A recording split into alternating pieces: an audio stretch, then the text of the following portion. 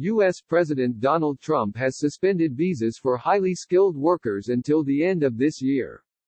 The White House said the move would create jobs for Americans hurting economically due to the pandemic. But critics say the White House is exploiting the coronavirus pandemic to tighten up immigration laws.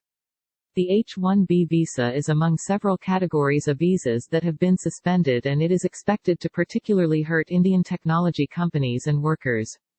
Reports say that Indians take up nearly 70% of the 85,000 H-1B visas issued every year.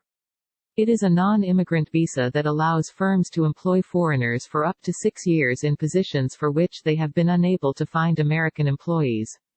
It also allows holders to apply for permanent residency in the U.S. and buy property in the country.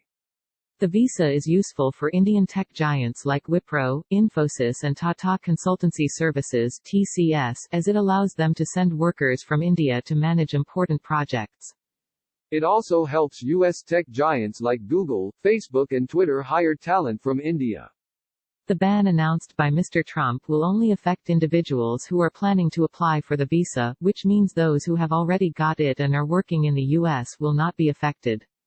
However, H-1B visa holders who traveled to their home countries due to the pandemic will not be allowed to re-enter the U.S. until the end of the year. Most tech firms have criticized the move, saying it will hurt the U.S. economy instead of saving it. Google boss Sundar Pichai, who was born in India, said he was disappointed with the order.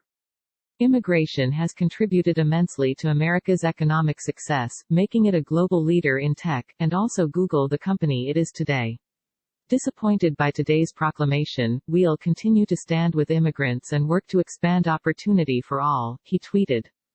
Jason Oxman, president and CEO of the Information Technology Industry Council in the U.S., said the decision stands to upend the ability of U.S. employers to hire the men and women they need to strengthen their workforce.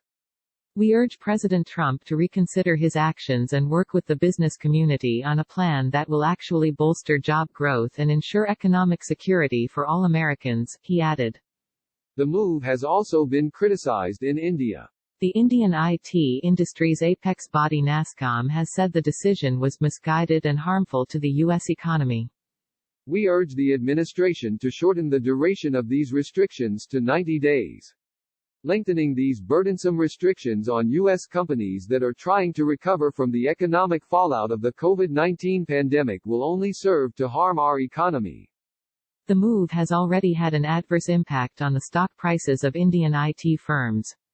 Share prices of big IT firms like TCS, Wipro, Tech Mahindra and Infosys have seen sharp falls.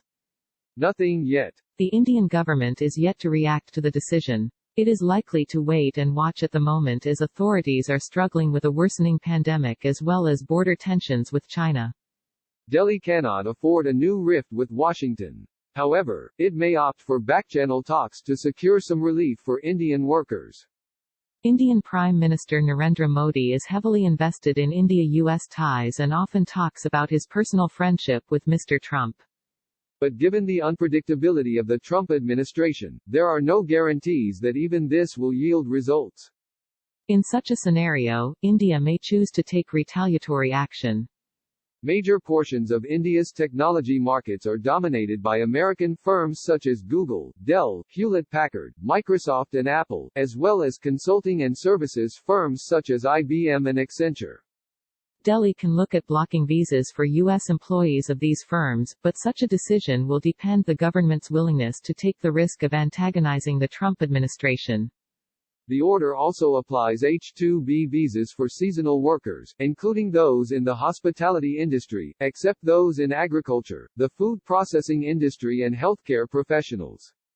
The order will restrict J-1 short-term exchange visas, a category that includes university students and foreign au pairs who provide childcare. Professors and scholars are not included in the order. There will be a provision to request exemptions. L visas for managers and other key employees of multinational corporations will also be suspended.